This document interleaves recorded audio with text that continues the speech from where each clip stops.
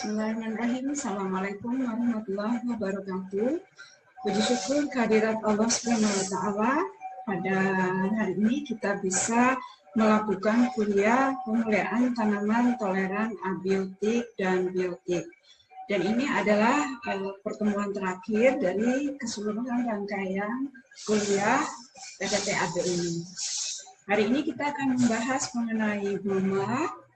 Selain itu juga kita akan bahas mengenai manajemen tanaman dan juga upaya pemuliaan tanaman tahan terhadap gulma. Langsung saja kita akan mulai dari definisi gulma. Gulma adalah spesies tumbuhan yang berasosiasi dengan tanaman budidaya dan beradaptasi pada habitat buatan manusia. Hal ini dikemukakan oleh Profesor Jody Munandir. Beliau adalah pakar sekaligus peneliti dosen yang sangat intensif dalam mengkaji tentang hubungan antara tanaman budidaya dan gulma. Beliau menyatakan bahwa kebanyakan gulma ini termasuk dalam golongan herba, walaupun ada juga yang termasuk dalam kategori semak dan pohon, misalnya adalah akasia dan Opuntia spesies. Mereka ini tergolong sebagai gulma ganas. Adanya keberadaan gulma pada lahan yang ditanami oleh tanaman budidaya ini biasanya akan menimbulkan persaingan karena adanya kedekatan ruang tumbuh yang berakibat adanya interaksi. Nah, interaksi antara tanaman budidaya dan gulma ini dapat berupa interaksi positif atau negatif. Interaksi negatif adalah persaingan antara dua jenis tanaman yang berbeda, yaitu antara tanaman budidaya dengan gulma. Nah, interaksi negatif ini biasanya yang sering terjadi akibat adanya gulma di lahan pertanaman budidaya yang diolah oleh atau dikelola oleh petani. Kemudian, persaingan tersebut terjadi bila faktor tumbuh yang dipersaingkan ini berada pada tingkat di bawah kebutuhan para pesaing tersebut. Mengapa? Karena mereka berada pada lokasi yang sama, otomatis segala akses terhadap kebutuhan untuk bisa hidup, tumbuh, dan berkembang dengan baik juga akan dipersaingkan. Mulai dari luasan tempat tumbuh, lahan, kemudian air, penetrasi sinar matahari, dan lain sebagainya. Nah, istilah gulma ini baru dikenal setelah adanya tindakan yang dilakukan oleh petani yang diusahakan pada sebidang lahan. Ya, jadi pada alaminya gulma ini atau sebagai tumbuhan sebagaimana mestinya akan berusaha tumbuh dimanapun tempat mereka berada karena mereka bukan makhluk hidup yang bisa bergerak. Ya, mereka harus dibantu oleh organisme lain ya atau oleh bantuan lain untuk bisa berpindah tempat. Nah, adanya gulma yang notabene akan selalu berusaha tumbuh dimanapun dia berada, tentu saja akan menimbulkan persaingan. Nah, hal ini dimulai pada saat adanya pergeseran upaya budidaya yang tadinya tidak dilakukan, ya tadinya manusia hanya mengambil sumber daya alam langsung dari alam, kemudian memanfaatkannya untuk kebutuhan sendiri. Kemudian dimulailah upaya untuk melakukan budidaya tanaman. Jadi mereka melakukan upaya pertanaman pada sebidang lahan. Nah, disitulah baru terjadi adanya persaingan antara gulma dan juga tanaman budidaya. Kemudian para ahli juga berpendapat bahwa sebenarnya tanaman budidaya dan gulma ini memiliki banyak persamaan karena secara evolusioner tanaman budidaya ini berasal dari gulma. Misalnya adalah oats, tulisan gulma mohon dieliminasi, berasal dari wild oats, dan juga tanaman tebu, Saccharum officinarum yang berasal dari gelagah atau Saccharum spontaneum. Kemudian ada beberapa persaingan tanaman budidaya dan gulma yang dipengaruhi oleh beberapa faktor sebagai berikut. Yang pertama adalah kerapatan gulma, jadi semakin rapat ya gulma yang ada pada suatu lahan, maka otomatis persaingan juga akan semakin ketat. Kemudian yang kedua adalah jenis gulma. Ada gulma yang tergolong herbaceous, ada yang semak, dan ada juga yang pohon. Makin lama atau makin besar ukuran dari gulma tersebut, maka tentu saja akan semakin ganas keberadaan gulma tersebut mengancam tanaman budidaya. Kemudian saat kemunculan gulma, ya, karena tergantung dengan sistem reproduksi gulma tersebut dan juga dipengaruhi musim serta daur hidup dari gulma tersebut. Ya, jadi kalau mereka muncul dari awal sampai akhir, tentu saja nanti mungkin si gulma ini akan tumbuh lebih besar daripada tanaman budidaya bila tidak segera dieliminasi. Ada juga yang mungkin gulma baru tumbuh setelah tanaman selesai melewati masa vegetatif, otomatis gulma tersebut tidak akan bisa tumbuh dengan baik. Mengapa? Karena mengalami naungan dari tanaman budidaya. Kemudian ada juga lama keberadaan gulma, tentu saja ini berkaitan dengan siklus hidup gulma. Ya, ada yang tergolong tanaman gulma semusim atau tanaman semusim, sehingga mereka misalnya tanaman budidaya yang kita tanam itu juga merupakan tanaman semusim, maka otomatis akan terjadi persaingan atau kompetisi yang luar biasa mulai dari awal sampai akhir. Dan biasanya tanaman budidaya ini akan mengalami kerugian atau tidak dapat tumbuh dengan baik. Kemudian selanjutnya adalah kecepatan tumbuh gulma. Jadi gulma ini biasanya memiliki kecepatan tumbuh yang luar biasa dibanding dengan tanaman budidaya. Ya, jadi karena mereka memang memiliki daya tahan yang luar biasa, maka dengan adanya sumber daya yang sedikit pun biasanya mereka mampu memanfaatkannya dengan baik. Ya, dan gulma ini biasanya memiliki perakaran yang sangat bagus ya, jadi mereka masih bisa menyerap air dan juga nutrisi meskipun berada pada kondisi yang sangat marginal.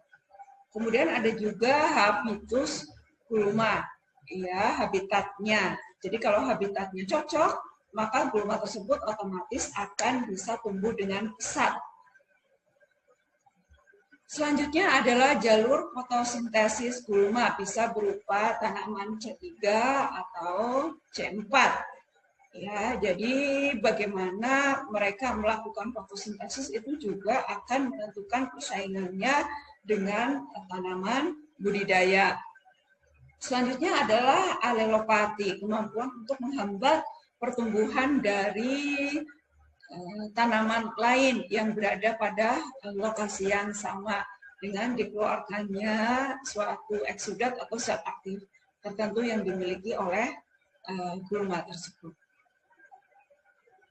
Kemudian ada istilah crop mimicry, yaitu adanya kedekatan tingkat kekerabatan gulma dengan tanaman budidaya. Semakin dekat tingkat kekerabatannya, maka makin sulit pula untuk dikendalikan. Ya. Contohnya adalah pada tanaman flax dengan gulma Camelina sativa. Kalian bisa googling sendiri bagaimana persamaan antara dua jenis tanaman tersebut. Kemudian juga antara kedelai dengan gulma Cardiospermum halia cacabum. Dan juga tanaman gandum atau Triticum aestivum dengan gulma Lolium temulentum. Berikut adalah beberapa terminologi terkait ilmu gulma. Yang pertama, ilmu gulma ini didefinisikan sebagai ilmu tentang pertumbuhan gulma dan upaya dalam pengendaliannya. Ilmu gulma ini memiliki cakupan yang luas, mulai dari biologi, ekofisiologi, taksonomi, biokimiawi gula, dan lain-lain. Kemudian, pengendalian gulma adalah upaya mengatasi investasi gulma di sekitar tanaman budidaya, sehingga dampak persaingan dapat dikurangi atau ditiadakan. Selanjutnya, herbisida adalah bahan kimia yang dapat mematikan herba atau gulma. Hal ini biasanya terjadi karena herbisida tersebut memiliki zat aktif tertentu, ya, berasal dari bahan kimia yang dapat mematikan gulma secara cepat dan dalam luasan yang luas, ya. Oleh karena itu, biasanya hal ini digunakan pada pertanian yang dikelola secara intensif karena lahannya yang luas dan SDM-nya juga sedikit, jadi biasanya dilakukan penyemprotan dalam skala besar. Tetapi perlu diperhatikan bahwa zat aktif tersebut biasanya beracun, bukan hanya untuk gulma, tapi tentu saja untuk tanaman budidaya, lahan, kemudian air, petani yang mengaplikasikan herbisida tersebut, juga lingkungan sekitar. Oleh karena itu, dalam penggunaannya perlu dilakukan secara bijaksana dan sesuai dengan anjuran yang berlaku. Selanjutnya adalah pengendalian gulma non-kimiawi, yaitu pengendalian gulma secara hayati, ekologi, dengan memperhatikan ekologi, persaingan, dan penekanan dengan adanya tumbuhan lain. Nah, ini biasanya terkait dengan adanya alelopati. Selanjutnya adalah pemberantasan gulma dengan upaya peniadaan keberadaan gulma pada seluruh siklus hidup atau zero growth. Ya, jadi gulma ini diusahakan tidak akan pernah ada atau dieliminasi secara penuh pada saat tanaman budidaya ini sedang dirawat. Kemudian selanjutnya kita akan melanjutkan pada periode kritis. Periode kritis ini adalah periode keberadaan di mana tanaman budidaya sangat peka dan sensitif terhadap persaingan gulma, sehingga pada periode tersebut perlu dilakukan pengendalian gulma. Nah, periode kritis ini ditinjau dari dua sisi. Yang pertama adalah dari sisi tanaman budidaya. Hal ini dapat dijadikan dasar untuk menentukan interval waktu tanaman budidaya harus bebas gulma. Kemudian, kedua dari sisi gulma, menggambarkan waktu lamanya gulma dapat berasosiasi dengan tanaman budidaya tanpa menyebabkan penurunan hasil yang nyata.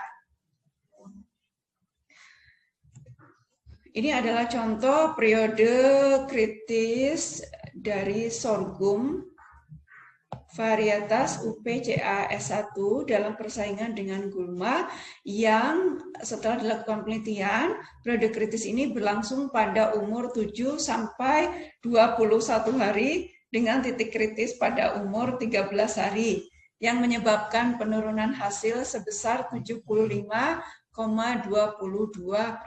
Oleh karena itu, pada periode kritis tersebut, gulma ini harus dieliminasi secara penuh.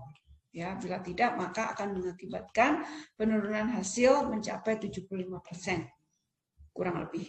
Kemudian, yang kedua adalah periode kritis pada tanaman jagung pada umur 21 sampai 28 hari setelah tanam. Artinya masih pada fase vegetatif. Ya, bila kita sudah mengetahui periode kritis tersebut, maka kita harus melakukan upaya untuk melakukan pemberantasan gulma secara menyeluruh. Kemudian kita juga akan mempelajari mengenai klasifikasi gulma. Yang pertama berdasar sifat morfologi dan respon terhadap herbisida. Yang pertama adalah golongan grassis atau rumput-rumputan yang termasuk dalam famili Gramineae atau Poaceae. Yang kedua adalah Sigis atau tekian yang masuk dalam famili Cyperaceae. Kemudian yang ketiga adalah broadleaf weeds atau gulma dengan daun lebar seperti rumput-rumputan dan teki-tekian. Kemudian ada persamaan antara grassis dengan Sigis. Yang pertama adalah termasuk tumbuhan monokotil. Yang kedua memiliki akar serabut, kemudian batangnya tidak bercabang. Yang ketiga, titik tumbuh tidak selalu muncul atau kelihatan. Dan yang keempat, daunnya berbentuk pita atau garis. Ini adalah perbedaan grassis dengan Sigis. Yang pertama adalah grassis ini memiliki batang yang bulat atau pipi. Sebaliknya, Sigis memiliki batang berupa segitiga atau pipi. Atau bahkan tidak memiliki batang, ya, langsung daun. Kemudian yang kedua adalah ada pelepah daun untuk grassis dan tidak ada untuk Sigis. Kemudian kondisi pelepah daunnya untuk grassis ini tidak ada. Kemudian untuk Sigis ini bila ada pelepah daunnya dalam kondisi utuh. Kemudian untuk lidah daun untuk grassis ini biasanya mengalami robek. Kemudian untuk Sigis ini tidak ada. Lalu untuk telinga daun juga grassis ini memiliki telinga daun, untuk Sigis ini tidak ada. Kemudian untuk kedudukan daun, grassis ini ada dan berselang-seling, kemudian untuk Sigis ini berjejal pada pangkal. Lalu terkait dengan kedudukan bunga, maka pada grassis ini berada pada bulir, sedangkan Sigis ini berada pada anak bulir. Kemudian perbedaan antara broadleaf weeds dengan grassis dan Sigis. Yang pertama adalah kenampakan titik tumbuh. Untuk broadleaf weeds, biasanya titik tumbuhnya ini muncul atau tampak, tetapi tidak selalu untuk grassis dan Sigis. Kemudian untuk tipe akarnya, untuk broadleaf ini tipe akarnya adalah tunggang, dan untuk grassis dan Sigis adalah serabut karena termasuk golongan monokotil. Kemudian untuk percabangan batang, biasanya untuk broadleaf ini cabangnya itu bisa memiliki percabangan, bisa juga tidak.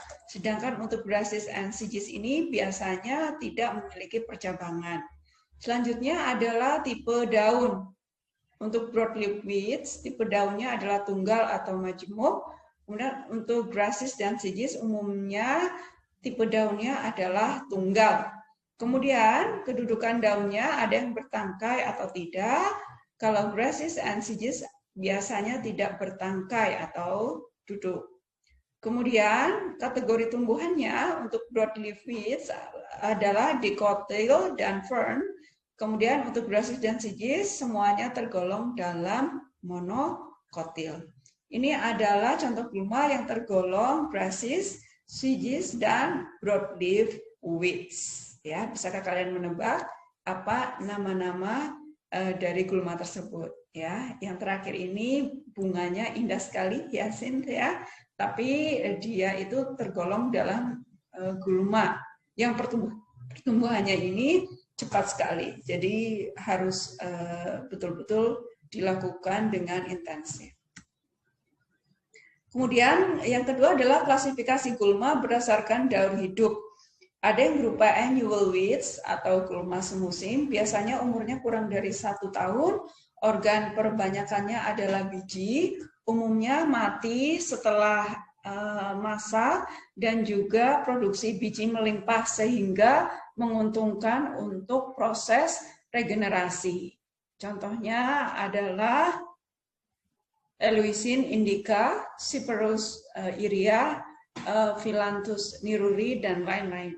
Ya, kemudian ya silahkan kalian tebak apa nama gulma dari gambar yang ada di sini. Ya, ini sangat akrab dengan lingkungan kita sehari-hari. Ya, kemudian ada juga biennial weeds atau gulma 2 musim. Biasanya umurnya mencapai 1 sampai 2 tahun.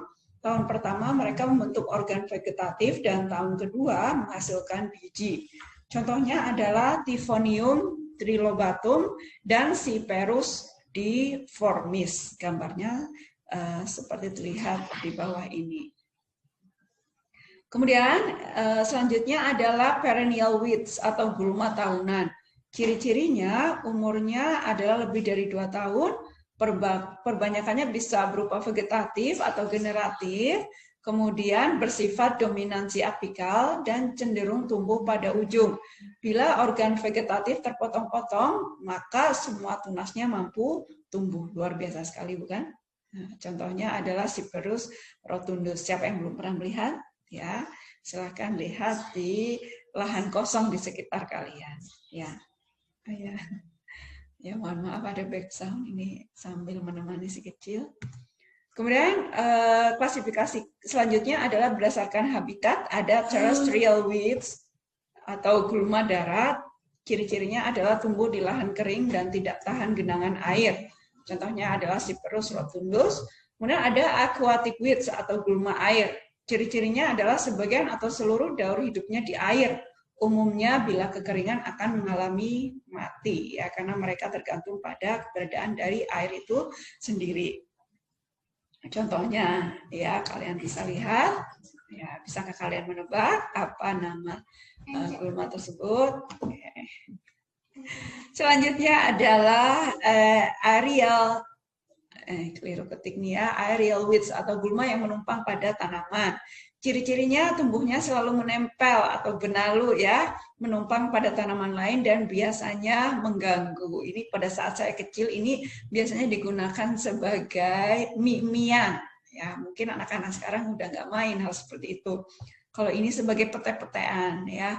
Biasanya kalau gulma ini menempel pada suatu tanaman, maka tanaman tersebut cepat atau lambat biasanya akan mengalami pertumbuhan yang tidak baik atau bahkan mati. Ya. Dan selanjutnya adalah berdasarkan tipe atau cara tumbuh. Ada yang tumbuh tegak atau erect, ya, ada yang creeping atau tumbuh menjalar, dan ada juga yang climbing atau memanjat. Berdasarkan struktur batangnya bisa dibagi menjadi herba atau tidak berkayu, kemudian ada juga sedikit berkayu, dan semuanya berkayu. Akan saya lanjutkan di video berikutnya.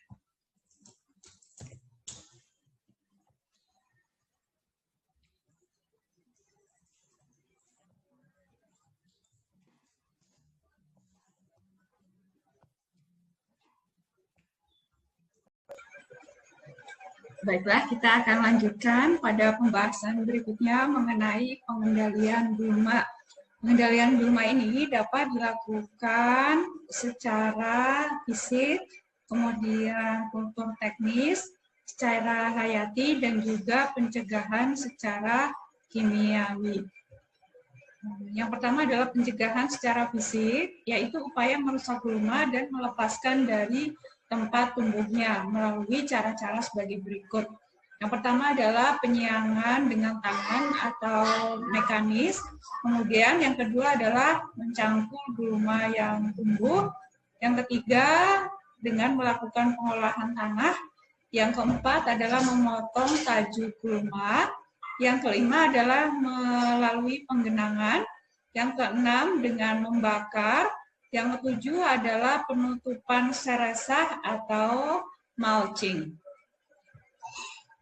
Kemudian pencegahan secara kultur teknis ini dapat dilakukan dengan 4 upaya sebagai berikut. Yang pertama adalah pergiliran tanaman, yaitu menekan populasi gulma yang tidak membahayakan. Jadi kalau diperkirakan kompetisi tersebut tidak terlalu membahayakan atau merugikan bagi tanaman budidaya, maka kita masih bisa melakukan pergiliran tanaman.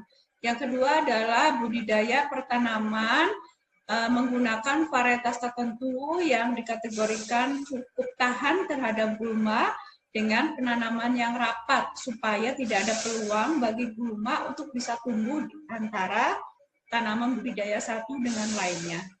Selanjutnya adalah dengan upaya pemupukan yang cepat dan waktu tanam yang lambat. Yang ketiga adalah penanganan dengan tanaman penutup tanah, ya, supaya gulma ini bisa ditekan atau bisa dieliminasi. Kemudian selanjutnya adalah melakukan tumpang sari sehingga tidak ada bidang tanah yang kosong yang bisa saja nanti ditumbuhi oleh gulma. Kemudian pencegahan secara hayati ini dapat dilakukan dengan cara sebagai berikut. Yang pertama adalah menggunakan musuh alami dari gulma tersebut. Misalnya kita tadi mengenal ada konsep alelopati. Jadi kita memilih tanaman-tanaman tertentu yang diperkirakan mampu menghambat pertumbuhan tanaman lain. Ya, nanti ada contohnya di bagian aplikasi dari upaya pengelolaan gulma. Kemudian kita melakukan upaya yang sangat selektif, di mana kita fokus menekan satu gulma utama yang sangat membahayakan bagi tanaman budidaya kita. Kemudian yang ketiga adalah dengan mengetahui hubungan spesies gulma dan antagonisnya, ya, sehingga kita bisa menggunakan organisme antagonis tersebut untuk bisa menekan pertumbuhan gulma. Kemudian selanjutnya adalah dapat menggunakan insek atau serangga, ternak, ikan, dan sebagainya untuk bisa menekan pertumbuhan gulma. Kemudian yang keempat adalah pengendalian gulma menggunakan herbisida. Biasanya terbatas dalam bentuk barisan. Mengapa? Karena penyemprotan ini kalau dalam skala besar biasanya digunakan traktor. Ya, jadi dengan traktor itu kapasitas atau volume herbisida yang disemprotkan bisa lebih besar, kekuatannya lebih mampu menjangkau karena biasanya tanahnya itu atau lahannya itu luas sekali, ya, puluhan hektar. Kemudian juga kalau berupa pegunungan maka dia bisa ditransportasikan dengan baik, ya. Kemudian juga keuntungan lainnya bisa dilakukan secara cepat dan dengan SDM yang terbatas, dan ini biasanya diaplikasikan di negara maju, di mana biasanya satu keluarga ini harus mengurus puluhan hektar lahan pertanian. Ya, otomatis tidak memungkinkan bila pengendalian tersebut dilakukan secara mekanis. Kemudian yang kedua adalah langsung atau terarah atau directed. Mengapa? Karena biasanya rekomendasi penggunaan herbisida ini dipilihkan yang sesuai dengan kondisi gulma yang ada sehingga tepat sasaran, ya, karena zat aktifnya ini mampu mengeliminasi keberadaan dari gulma tersebut. Kemudian yang ketiga mampu menjangkau seluruh permukaan tanah. Ya, kemudian yang selanjutnya adalah biasanya dilakukan di atas tanaman budidaya, ya, supaya tidak mengenai, ya, atau bisa juga nanti di aplikasi penelitian terkait dengan gulma ini ada upaya perakitan tanaman transgenik toleran herbisida. Artinya kita bisa mengaplikasikan herbisida baik pada tanaman budidaya maupun tanaman gulma. Mengapa? Karena kita tidak perlu khawatir lagi tanaman budidaya ini akan mengalami kerusakan akibat penyemprotan herbisida karena dia sudah tahan terhadap herbisida. Kemudian selanjutnya adalah memiliki contact pre-emergence dan juga residual pre-emergence, ya. Jadi kontaknya ini langsung dan juga hati-hati karena dia bisa menimbulkan adanya residu. Apalagi kalau dilakukan secara terus-menerus dalam jangka waktu yang lama dengan dosis yang biasanya semakin lama semakin meningkat, ya. Kemudian yang ketujuh adalah tempat atau spot-spot yang dijangkau ini juga pastinya akan ada keterbatasan, ya, apalagi kalau misalnya tidak dalam bentuk barisan. Kemudian ini juga bisa diaplikasikan pada kulit kayu atau pangkal batang. Berikut adalah beberapa keuntungan herbisida. Yang pertama adalah gulma ini dapat secara keseluruhan diberantas sebelum mereka tumbuh lebih lanjut. Ya, semakin cepat atau semakin masif pertumbuhan gulma ini, maka akan semakin sulit dan membutuhkan tenaga yang lebih banyak, dan juga waktu yang lebih banyak daripada pada saat mereka masih bisa dimanage dengan baik di awal pertumbuhan. Kemudian dapat mencegah kerusakan mekanis perakaran tanaman. Bayangkan kalau kita melakukan secara mekanis, jadi gulma itu dicabut satu demi satu, ya tentu saja bisa atau rawan terjadi kerusakan perakaran pada tanaman budidaya, apalagi untuk jenis gulma tertentu yang notabene memiliki perakaran jauh lebih bagus daripada tanaman budidaya. Kemudian dapat secara efektif mengendalikan semak belukar. Kalau kita mengenal semak belukar ini biasanya ada pada lahan kosong yang dimana gulma tersebut biji-bijinya mungkin sudah ada atau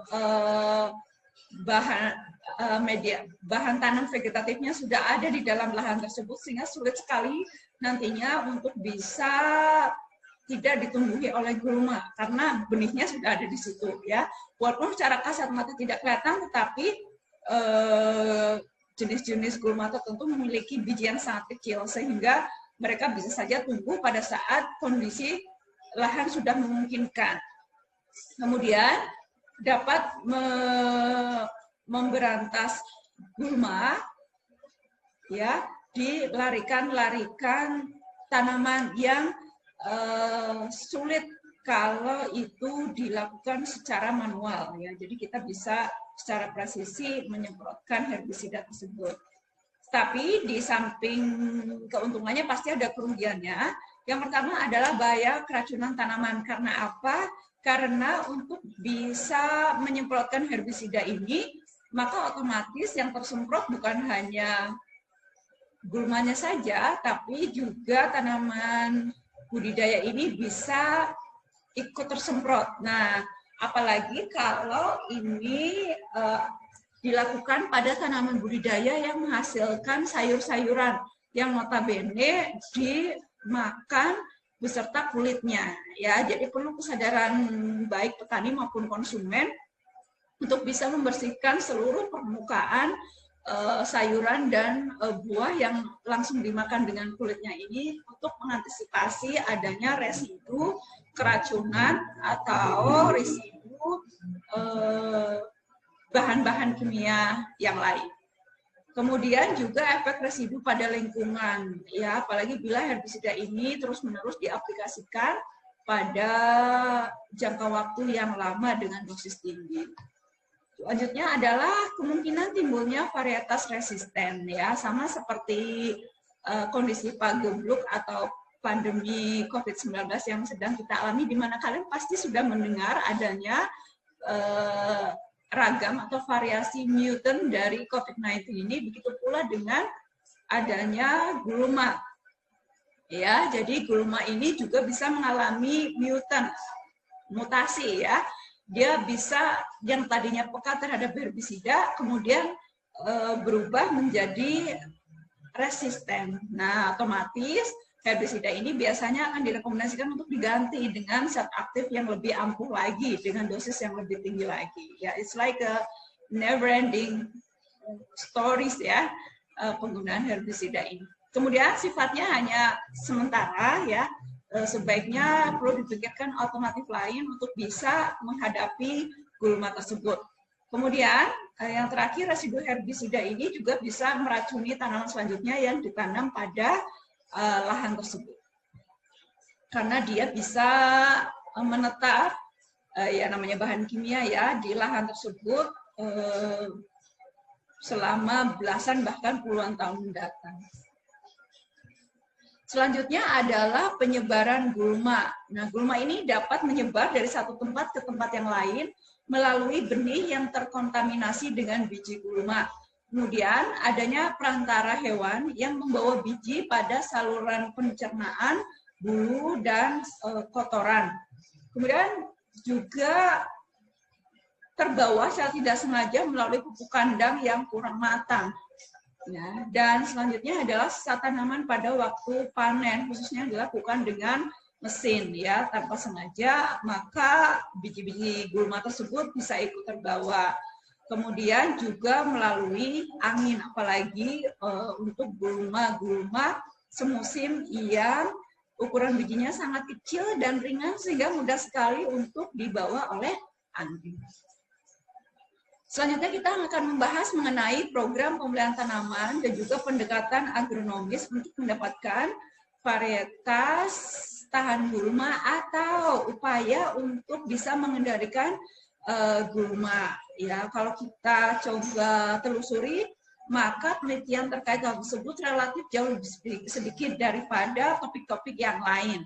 Ya, jadi ini mungkin bisa menimbulkan ide, motivasi bagi kalian untuk bisa melakukan sesuatu di masa depan terkait hal ini. Yang pertama adalah adanya identifikasi varietas atau kultivar atau genotipe tanaman budidaya yang tahan gulma. Kemudian yang kedua adalah adanya penelitian terkait alelopati. Dan yang ketiga adalah melalui pendekatan bioteknologi dalam upaya perakitan tanaman transgenik tahan herbisida. Kita akan kupas satu demi satu. Kalian juga bisa lihat di Eldiru papers atau journals yang mendukung hal tersebut. Jadi ini semua sudah saya unggah. Kalau kalian penasaran tentang topik tersebut bisa dibaca di jurnal tersebut. Yang pertama adalah adanya pengaruh keberadaan gulma terhadap pertumbuhan dan hasil 3 ukuran varietas kedelai pada percobaan pot bertingkat. Hal ini dilakukan oleh dosen peneliti di Universitas Pajajaran. Mereka mengkaji hubungan antara gulma. Sini ada 2 jenis gulma yang dikaji. Yang pertama adalah Ageratum conizoides dan yang kedua adalah Borreria alata. Ya, jadi mereka dalam percobaan ini menggunakan 2 faktor. Faktor pertama adalah pengaruh dari gulma dengan 3 taraf. Yang pertama tanpa adanya gulma, yang kedua dengan adanya gulma Ageratum conizoides, dan yang ketiga adalah dengan adanya perlakuan gulma Borreria alata. Kemudian faktor yang kedua adalah faktor genotipe kedelai yang dicoba, ya, berdasarkan ukuran biji. Yang pertama adalah kedelai berbiji kecil, yaitu gepak kuning. Kemudian kedelai berukur biji ukuran sedang yang diwakili oleh varietas gema. Dan yang ketiga adalah varietas kedelai berukuran biji besar. Dan ini sangat termasyhur, yaitu varietas grobogan. Ya, kalau kalian pernah lihat langsung atau coba search di internet, kalian akan terkesima gitu ya melihat adanya keragaman genetik hanya pada ukuran biji kedelai saja ya. Betul-betul kuasa Tuhan bisa memperlihatkan kepada kita bahkan variasi itu juga sampai ke tingkat ukuran biji ya. Sangat menarik sekali.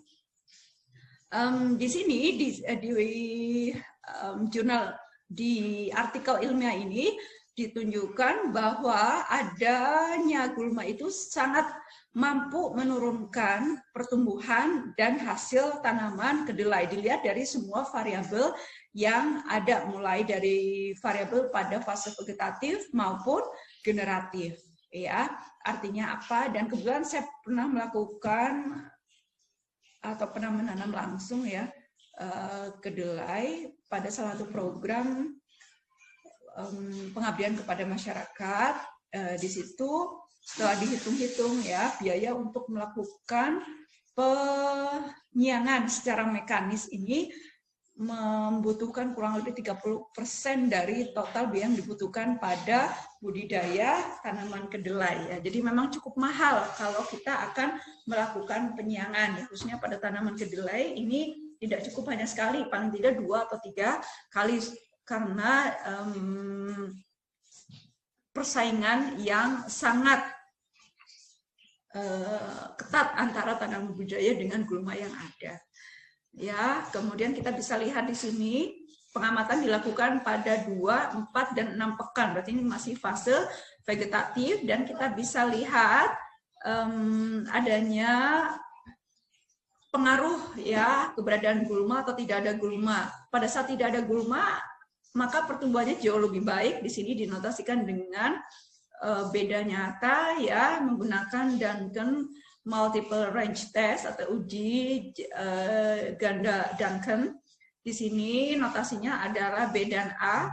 Artinya apa? Pada saat tidak ada gulma hasil atau performanya secara vegetatif itu bagus sekali ya.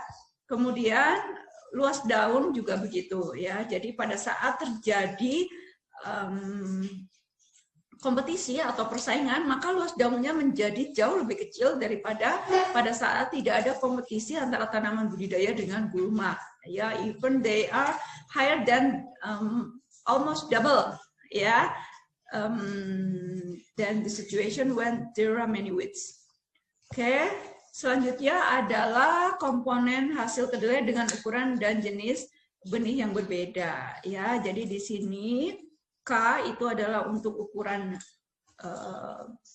biji kedelai berdasarkan varietas. Ada gepak kuning, gema, dan juga grobogan K3.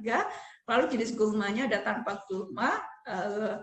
Kemudian ada gulma Agerotum conizoides dan Borreria alatas. Ya. Kita bisa lihat bahwa setelah terjadi atau setelah ada perlakuan gulma ini, maka hasilnya menurun dibandingkan pada saat tidak ada gulma. Selain itu juga terjadi interaksi di tabel 6 antara varietas dengan ukuran biji besar dengan varietas kedelai dengan ukuran biji sedang dan kecil. Kita bisa lihat di sini. Huruf besar dibaca vertikal, artinya kita kalau membaca misalnya ya pada saat ada gulma di sini kita bisa lihat hasilnya berbeda sekali untuk bobot 100 biji antara kedelai yang berbiji kecil, sedang, dan besar ya. Nah, gerobokan ini ukurannya jauh lebih besar daripada gema dan gepak kuning, otomatis dia memiliki jumlah bobot 100 biji yang lebih besar ya, baik pada kondisi gulma Agerotum conizoides maupun Borreria alata. Kemudian selanjutnya kita akan mengkaji sedikit mengenai alelopati yang dicontohkan oleh 2 jenis tanaman. Yang pertama adalah bunga matahari. Siapa yang tidak suka bunga matahari? Saya rasa setiap orang suka ya, karena kecerahannya ya, jadi kuning mencorong gitu ya, bikin hati semangat. Nah, ternyata bunga matahari ini terdiri dari banyak spesies, dan sekian banyak spesies itu ada 2 jenis yang biasa digunakan sebagai makanan ya, bisa berupa diambil minyaknya atau bijinya untuk kuaci ya, dan lain-lain, yaitu Helianthus annus dan Helianthus tuberosum. Lainnya adalah berupa bunga matahari liar. Nah, uniknya si Helianthus annus ini memiliki kemampuan alelopati yang sangat baik. Jadi dia mampu menghambat pertumbuhan dan juga tumbuh kembang dari tanaman lain yang ada di sekitarnya. Jadi peneliti dari India ini, mereka berasal dari Northwest India. Biasanya mereka hanya bisa menanam padi itu bergantian dengan gandum, ya, rotasi padi dan gandum. Tetapi terkendala oleh adanya gulma yang sangat masif ya. Nah, penggunaan herbisida selama bertahun-tahun ini ternyata menimbulkan pencemaran lingkungan dan juga bisa menimbulkan residu pada tanaman yang mereka panen. Oleh karena itu ini menginspirasi adanya riset untuk menggunakan sunflower plants ini ya, untuk bisa menghambat pertumbuhan gulma-gulma yang ada. Kalau kalian tertarik, kalian bisa mempelajari lebih lanjut dari artikel ilmiah ini. Jadi mereka menggunakan uji fisiologis, biokimia untuk membuktikan bahwa kemampuan alelopati dari bunga matahari ini cukup baik untuk bisa menekan pertumbuhan gulma, aneka gulma yang ada di pertanaman antara perpindahan rotasi dari padi ke gandum. Kemudian yang kedua adalah kemampuan atau potensi alopati yang dimiliki oleh Brassica species ya for sustainable crop production. Karena ini merupakan review, maka ini artikel yang sangat bernas untuk mengkaji segala hal tentang kemampuan si Brassica ini untuk bisa menghambat pertumbuhan gulma. Ya, nanti kalau kalian baca kalian bisa lihat kajian yang mereka lakukan.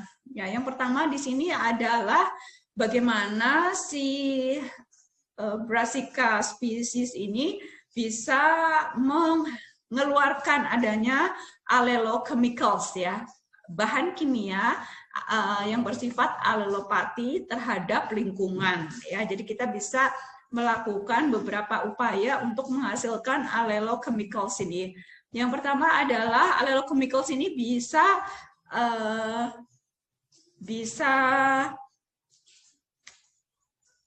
hanyut ya, atau bisa larut bersamaan dengan datangnya hujan ya atau embun. Kemudian diabsorpsi atau diserap oleh tanah. Kemudian bisa juga melalui residu atau debris atau bagian tanaman yang mati. Nah, ternyata ini dilakukan dekomposisi ya oleh decomposers, dan kemudian pada saat itulah terjadi rilis dari si allochemicals tersebut. Yang ketiga adalah bahkan pada saat tanaman itu masih hidup, akarnya itu bisa melakukan eksudasi dan terjadi leaching dari si allochemicals tersebut.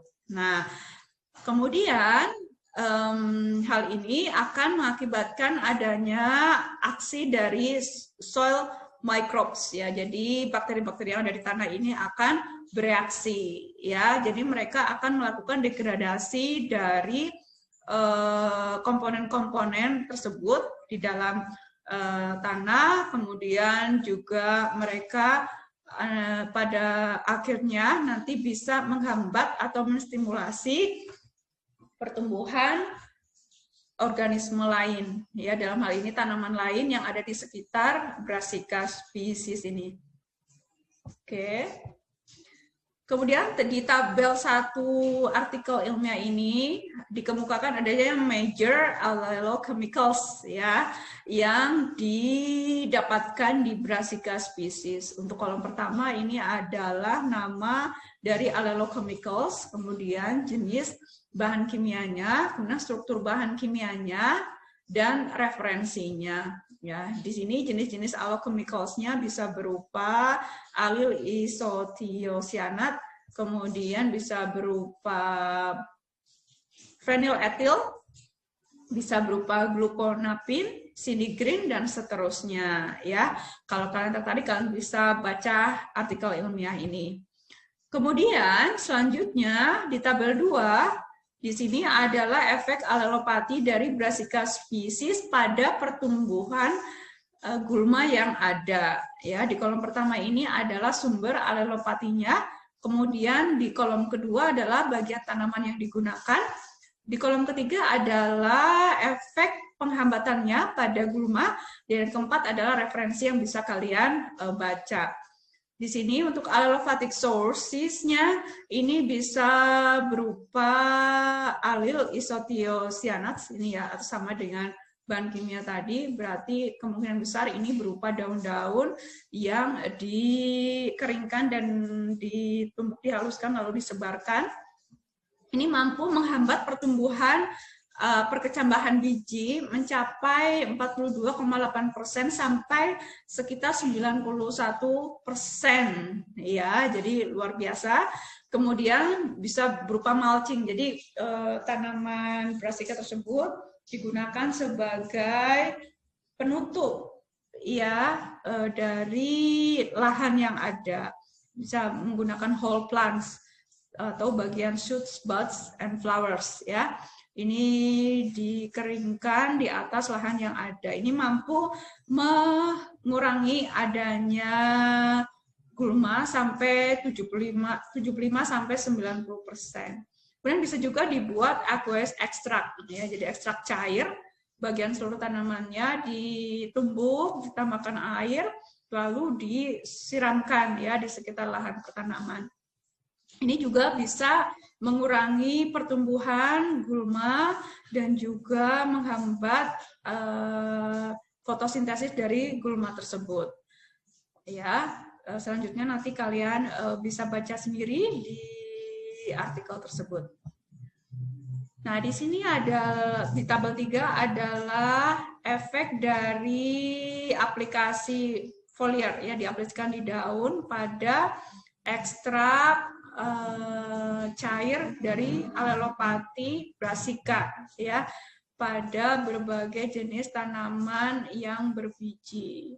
Di sini crops yang digunakan tentu saja brassica, kemudian application time-nya ini sekitar 30, 45, 60, 75 sampai 90 hari ya setelah sowing.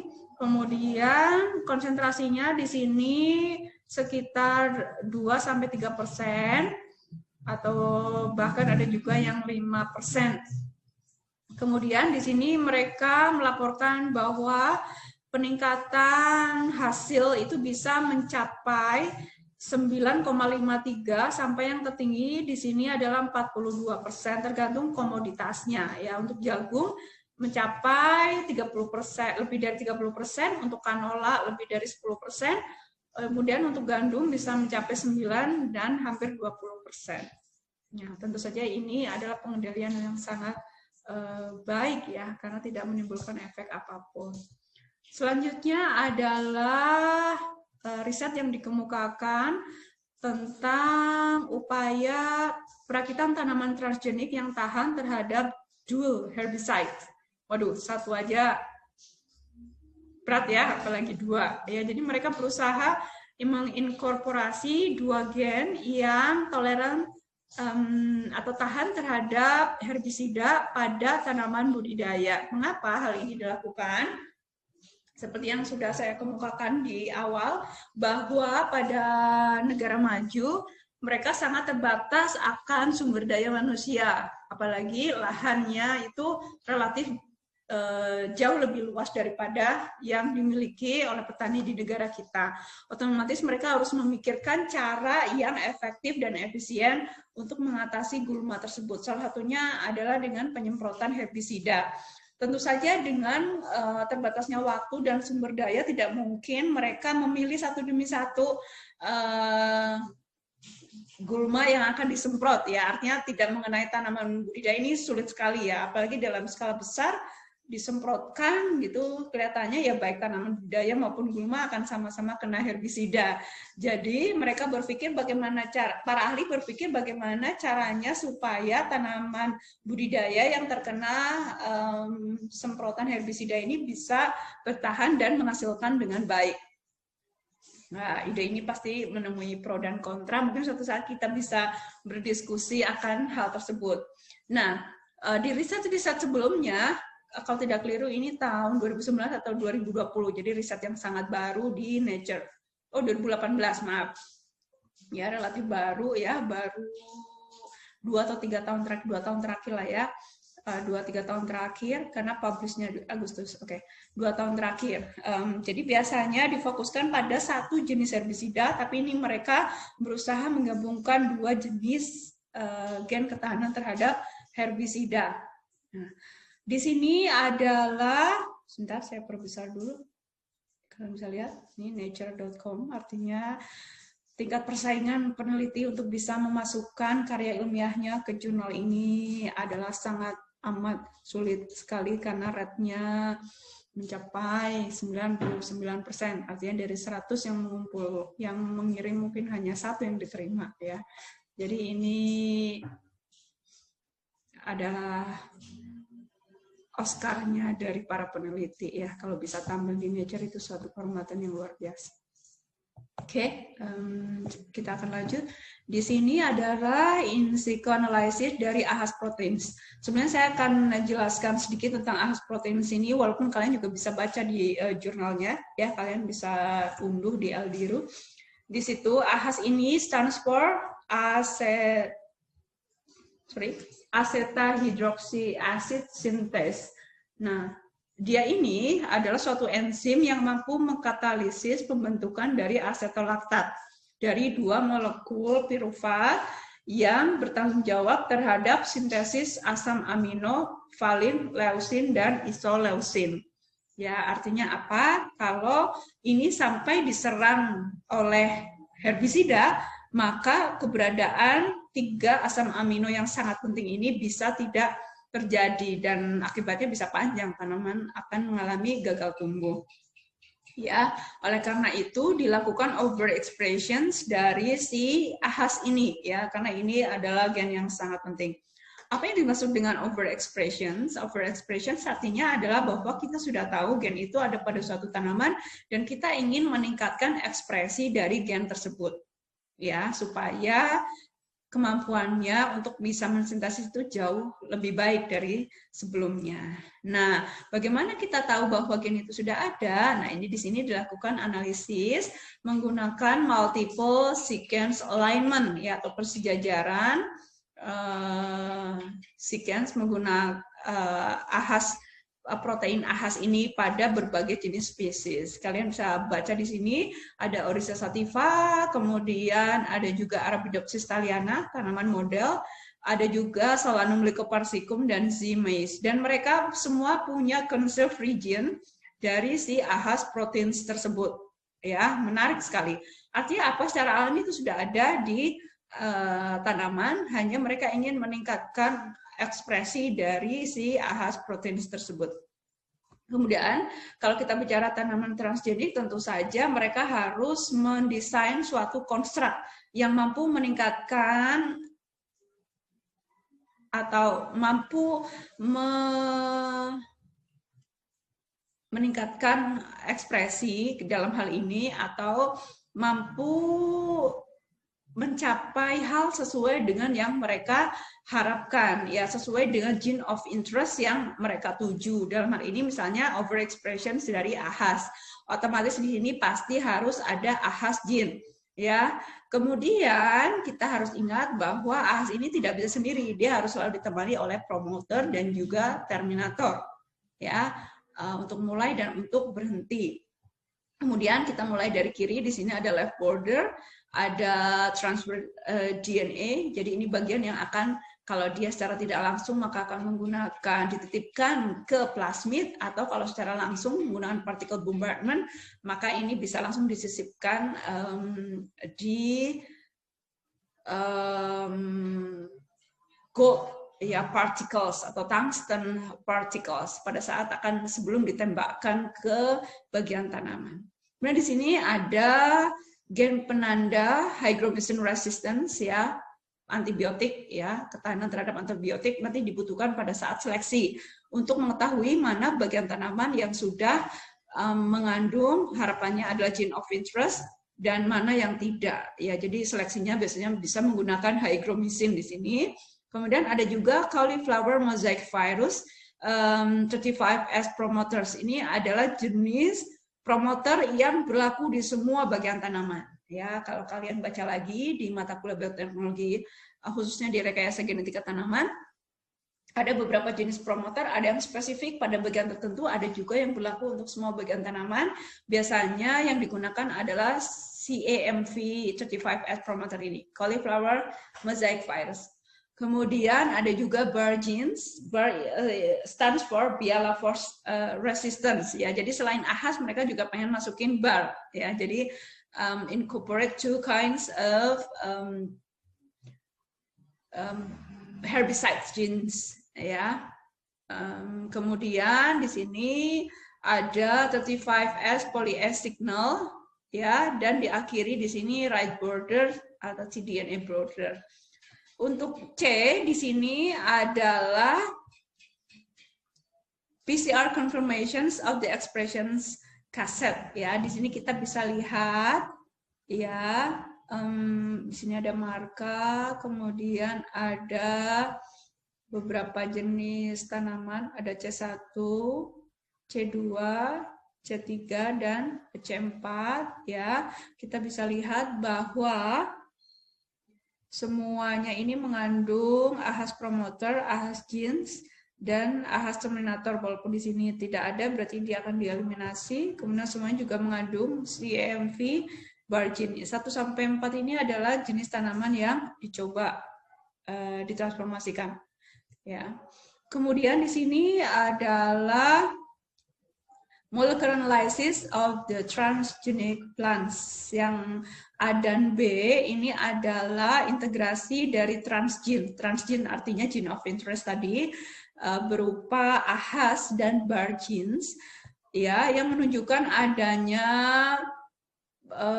konfirmasi positif yang A dan B ini menggunakan southern blotting, ya. Di sini untuk bagian atas ini adalah AHAS native band, ya. Jadi native artinya dia memang sudah ada di tanaman tersebut, ya. Lalu si AHAS ini kemudian di rehybridisize menggunakan BAR probe, ya. Kan ada dua, AHAS dan BAR. Nah, setelah di rehybridize dengan si BAR genes ini, diketahui bahwa hampir semuanya ini menunjukkan juga bahwa si BAR genes juga terinkorporasi dengan baik, ya.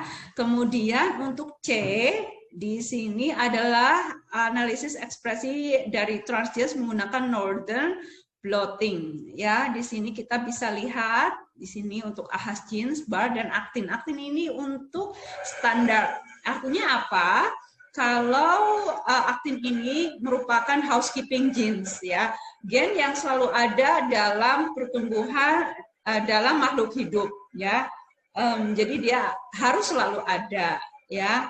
Nah, kalau si aktinnya ini oke, maka kita lihat bahwa barnya juga terekspresi dengan baik walaupun tidak setebal di AHAS, karena AHAS naturally within the plants, ya, from the beginning. Kemudian di sini ada juga untuk D menggunakan semi kuantitatif RT-PCR, ya. Kita bisa lihat di sini ada wild type. Wild type itu adalah tanaman liar, ya, atau tanaman yang tidak direkayasa secara genetik. Kemudian L1, L2 dan seterusnya itu adalah hasil genetic transformations, ya. Kita bisa lihat di sini untuk wild type otomatis dia tidak akan memiliki BAR genes, ya, karena itu adalah gen yang berasal dari luar tanaman, ya, ketahanan terhadap bialafos. Bialafos ini adalah sejenis bahan kimia yang aktif digunakan pada berbagai jenis herbisida. So naturally it will not ever be found in the plants, ya. Tetapi untuk AHAS karena dia highly conserved in all kind of plants. Nah, di sini ada baik di tanaman wild type, ya, maupun tanaman transgenik. Nah, aktinnya harus selalu ada, ya, ini karena ini sebagai kontrol.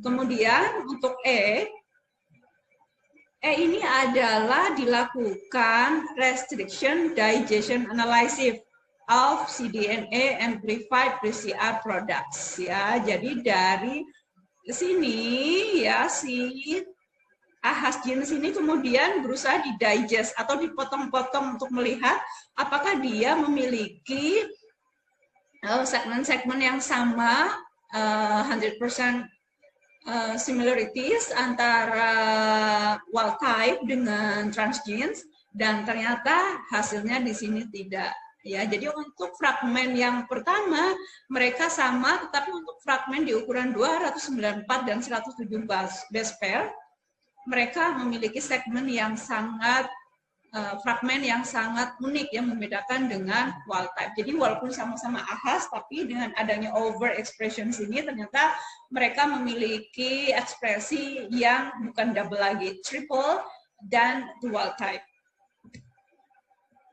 Selanjutnya ini adalah percobaan dari tanaman transgenik yang dihasilkan, lalu mereka dicobakan ditanam di sini masih di laboratorium, ya, menggunakan media kultur yang ditambah dengan herbisida.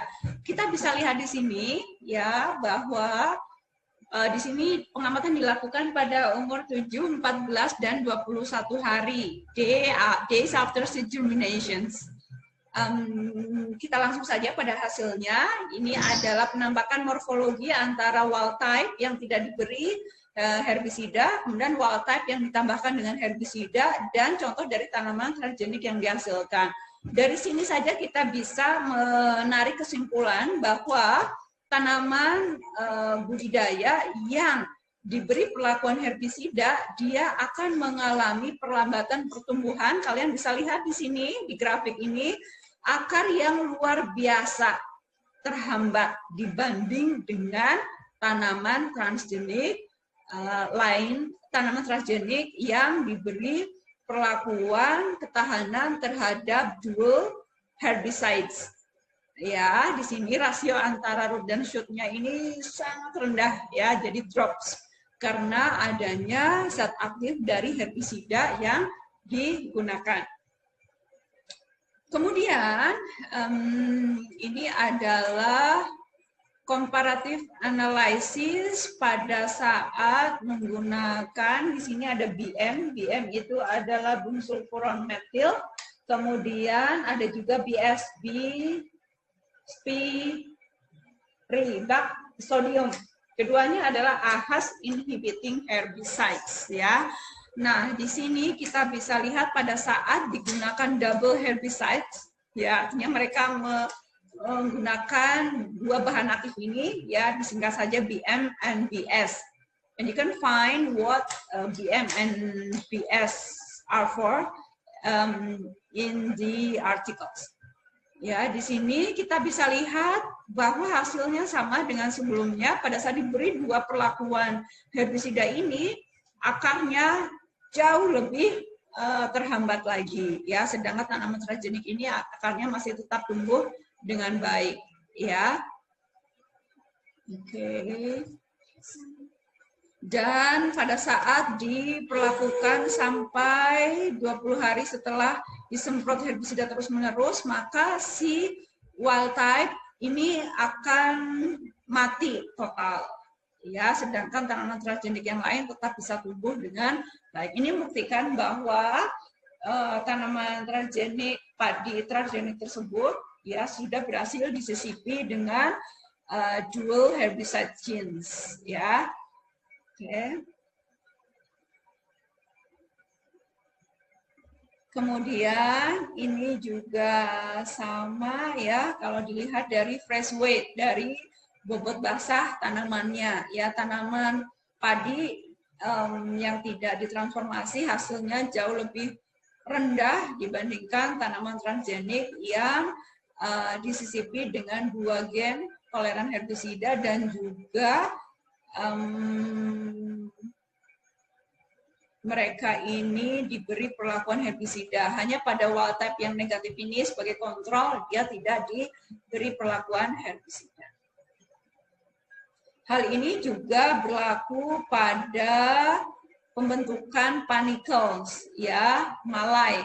Di sini juga si tanaman wild type ini tidak mampu sampai ke fase generatif karena sudah mati, sedangkan tanaman transgenik ini hasilnya hampir mencapai atau sama, hampir sama dengan tanaman yang tidak disemprot oleh herbisida ya, pada variabel jumlah panicles per plants, jumlah malai per tanaman, dan juga jumlah biji per malai.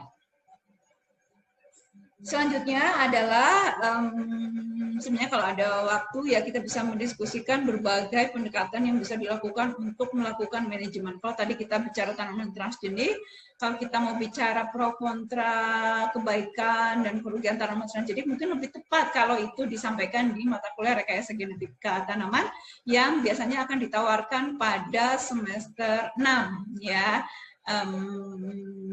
Nah, di sini saya ingin menyampaikan pada kalian bahwa tentu saja kita harus memperhatikan adanya kelestarian lingkungan ya, karena hal ini sesuai dengan apa yang diamanahkan oleh SDGs ya. Apa itu SDGs? SDGs ya, kalian bisa search di internet, itu dikeluarkan oleh UN ya, Sustainable Development yang dicanangkan oleh United Nations. Ya, artinya bahwa segala sesuatu yang dilakukan oleh manusia itu harus bisa dipertanggungjawabkan untuk generasi selanjutnya. Artinya harus bisa harus bisa sustainable ya, harus bisa dirawat, dijaga dengan baik supaya bumi ini tidak rusak. Ya. Nah, jadi di sini di artikel ini disampaikan adanya integrated weed management systems with herbicide tolerant crops in the EU, European Union.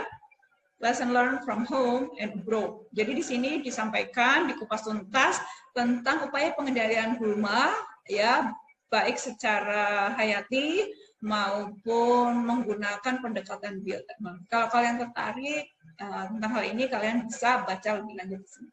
Saya kira itu yang bisa disampaikan. Sekali lagi saya mohon maaf, video ini baru bisa diselesaikan hari ini, tapi mudah-mudahan tidak mengurangi semangat kalian untuk bisa belajar menghadapi UAS yang akan dilakukan pada tanggal 12, insya Allah 12 Januari 2021 pukul 14.30. Materinya mulai dari setelah UTS sampai hari ini. Ya, saya sangat berterima kasih sekali mewakili seluruh tim pengampu PTTAB. Kami merasa beruntung karena dilibatkan dalam program Permata Sakti. Ya, mudah-mudahan jadi sakti beneran setelah ini ya, atau bertambah sakti. Kami paham kami memiliki banyak sekali kekurangan baik teknis maupun secara konten ya. Oleh karena itu kami memohon maaf yang setulus-tulusnya. Mudah-mudahan kita masih bisa bersilaturahmi di waktu lain, apalagi nanti kalau bisa bekerja sama baik dalam hal akademis atau hal persahabatan lainnya as a human being. Saya kira itu yang bisa disampaikan. Sekali lagi terima kasih atas atensi dan pengertian kalian. Karena ini masih dalam kondisi pagebluk, jaga kondisi kalian selalu, stay healthy, stay happy, dan terus jaga semangat kalian. Ya, kita berdoa semoga pandemi ini segera bisa berakhir dan kita bisa beraktivitas normal seperti semula, atau paling tidak supaya ada solusi menghadapi pandemi ini. Salam saya untuk keluarga kalian tercinta dimanapun berada. Sekian, terima kasih. Wassalamualaikum warahmatullahi wabarakatuh.